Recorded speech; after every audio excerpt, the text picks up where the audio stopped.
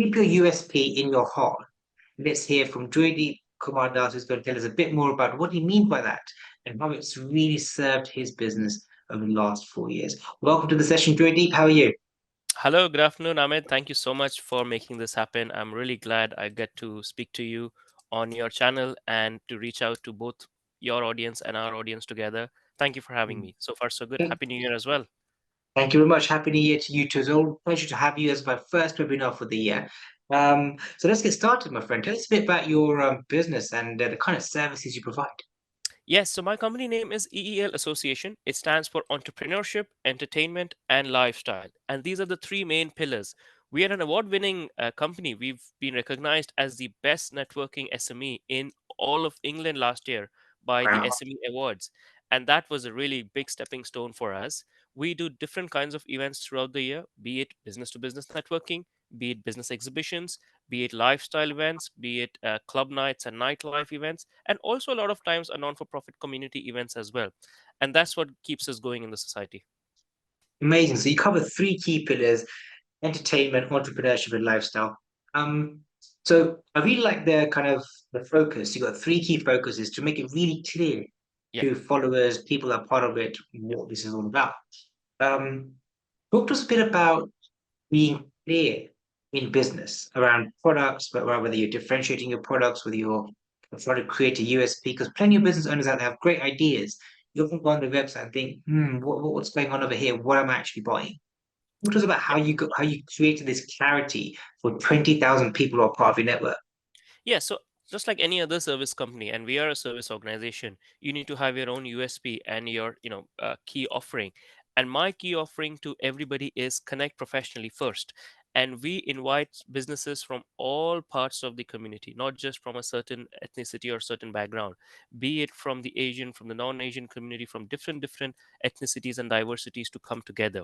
And once they connect professionally and come and be part of our business network, then we work with them to make sure that they are growing in their business awareness and business promotions, and also celebrate various social events, networking events, lifestyle events with us, which is what even connects them to our wider database as well. So it's basically creating that small medium for businesses to first come and connect with EAL, and then giving them a much wider platform through our wider range of events that we do throughout the year. And I think that's been the key selling point for everybody over the last few years. Love it. So it's really connecting different areas of life together, which is 100%. And all contribute over and all growing over there. M25, all over the UK now. Brilliant. Now, taking this one step forward, you mentioned the word USP. Many of business owners listening to this session thinking, right, USP, I think, well, I know what my USP is, or why create a USP? Why be unique when I could do everything? Talk to us about the importance of having a USP in business. You must have, especially for anyone to do a professional business. I think everybody has to have a USP, especially when there are so many contemporaries around. I'm not unique with EEL. There are similar other contemporary organizations out there, but everybody needs to have its USP. And with EEL, the USP are the three pillars, that you're not just connecting with us professionally and socially just for the sake of it, but you're connecting with us with a purpose behind it. And the purpose is these three pillars: entrepreneurship, entertainment, and lifestyle.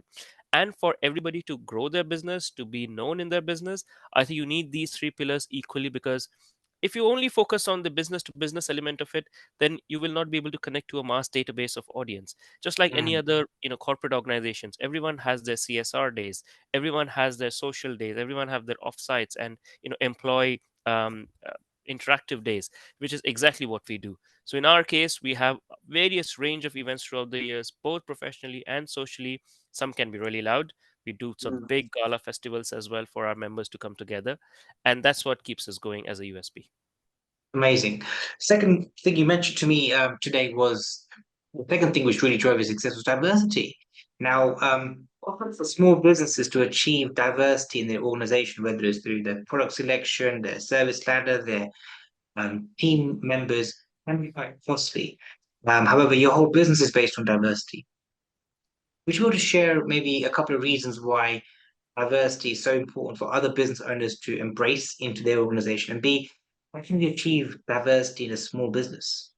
Yes, and I think going back to the roots of the whole organization, it started as an association. The term association is important. That's hence we call it EEL association. And an association Mhm. is only formed when it's of members, when it's of people connecting together. And if we don't make it diverse, then we are not sticking to our roots. A good example is we've done very recently some events where we had a small business owner who was selling perfumes, and for that perfume person as a product, for that person, it does not matter that the audience or the guests or the clientele is from a specific ethnicity. Everybody loves perfumes. And what we offer to that small business owner is a wide range of consumers and customers in one place who are coming for a social event or coming for an exhibition. And that Mhm. person can experiment, that person can see, taste, feel, and touch on one particular forum. And that's the diversity that we're offering to every small business who works with her or every other business owner. For a service industry, for a service background business, I think this is very, very important, because you don't need to box your service to a specific community.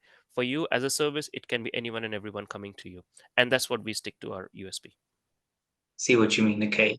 Now, you jumped ship from the corporate world to starting up your own business, like many entrepreneurs out there, doing one thing, went to another. Now, from what I understand, you had a career in banking, investment banking, which is a great thing to be a part of. You then thought, right, let's just start a new organization. Took a big risk. Um, it can pay off for many, and sometimes for others, it cannot pay off. I mean, so it clearly has paid off for you. What would you say made you jump from working in the corporate world to starting up your own business? A massive, massive risk, Amit. You Mm, rightly hit the nail there, and I'm still trying to find out the right answer here. But I think the answer to your question is, if you, and I learned this the right way or the hard way. If you want to do a business, do it full time and do it with all your intent, with all your guts, mm, with all your instinct. There's no half baked cookie when you make a cake, or when you bake something in the oven. You have to do it the full way. And same thing in your business. If you want to do a business, do it the whole way. Yes, you have to manage your time, you have to manage your finances, you have to manage your expenses in a much more tighter way. But if you are patient enough, if you are really keen on making it work at the right intent, it will lead to success in today or tomorrow. And that's what I mm, think I've tried to do. Let's see how that decision lies.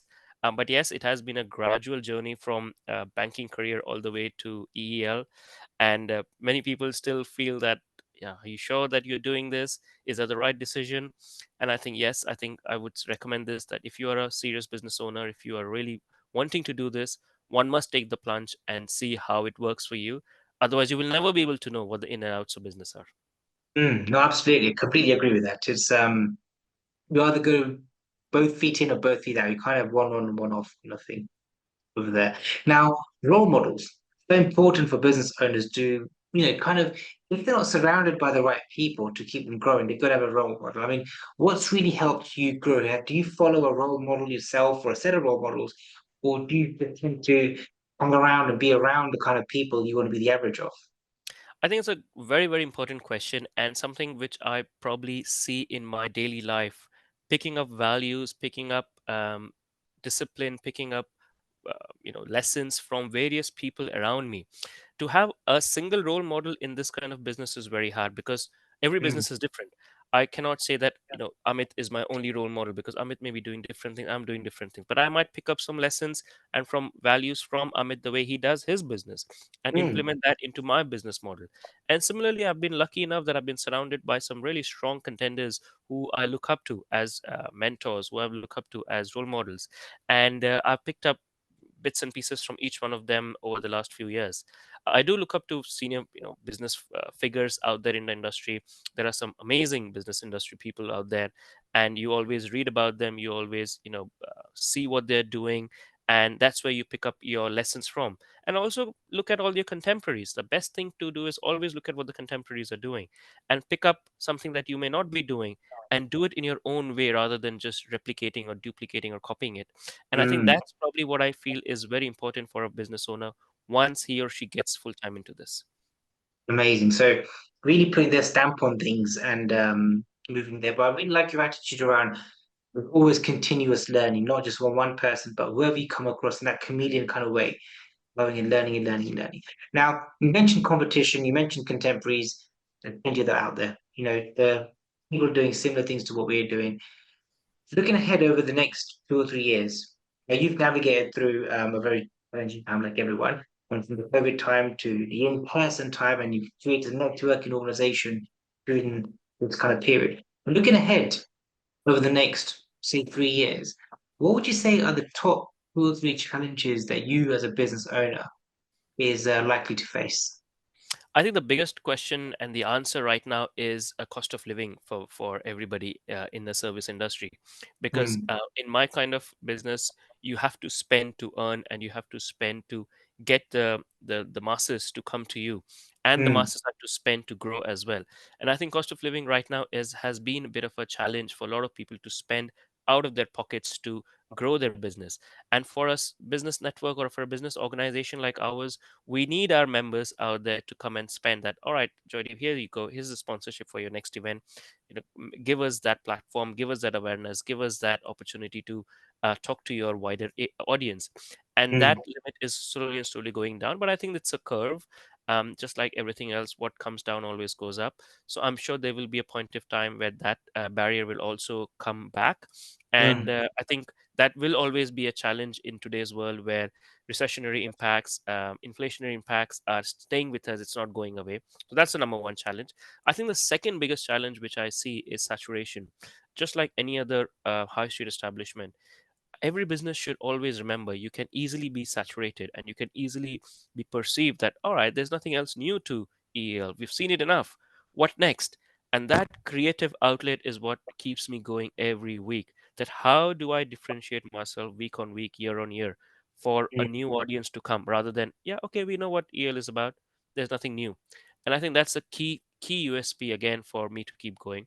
And I think the third is variety, as we say. You got to keep doing different things, but also connect with like-minded audience and like-minded people to find that like-minded audience and people. Society is only so much, the community is only so much, marketing is always a big pressure. So you have to keep exploring new ways of marketing your content. Mm. You have to keep exploring new ways of connecting with the audience. And I think in today's world, it is very, very difficult to sometimes come out of a particular community or a society to go into the other community of the society. And that's the challenge I'm trying to sort of migrate. That why only stay to one community? Why not go into diverse communities? For example, we are Mm. trying to mingle with various other communities from different religion, from different ethnicities. That's been a barrier over the last few years. That's something that is a challenge I'm trying to overcome. And I think over the next few years, also expand location wise, not just be limited and focused around London, but go towards Midlands, go down south. And I think that's another growth and target area for me. Amazing. So plenty of things you're looking at, some defensive stuff, some offensive stuff, and all those things are likely to keep you busy. Well, final question to ask before we part ways. Looking back at your 21-year-old self, just imagine you're just come out of university, you're young, you're fresh, and you're looking to get into business right away. What one piece of advice would you give to or one piece of business advice would you give to your 21-year-old self going into business? I'll be honest, I'm a 21-year-old Joydeep would have not even thought about doing any of this. 21-year-old Joydeep was a free bird. I think I was in a very different zone. I don't come from a business background. But I think the best lesson that I should probably give everybody is learn business much early rather than late in the game, if you ever want to think about it. Sometimes we are late bloomers, as we say, and I'm probably one of the late bloomers in business point of view to learn business and the way to do it. So I think if I would have probably learned how to do business a little bit more earlier, I would have been much more comfortable right now. And I think that's the key advice, that if somebody is serious about doing business, learn early and don't wait till somebody else, or don't wait late in the game to start it. And I think that's Amazing. the best advice that I can give myself. Brilliant. That was absolutely smashing. Probably share the same kind of learning with me as well. Mine is if you're going to fail, just fail fast and learn quicker. But love it. It's been a pleasure speaking to you. Hopefully, our paths cross again in the future. You've been terrific. Thank you very much for your time and speak to you soon. Thanks, Amit. Thanks for your time. Thank you.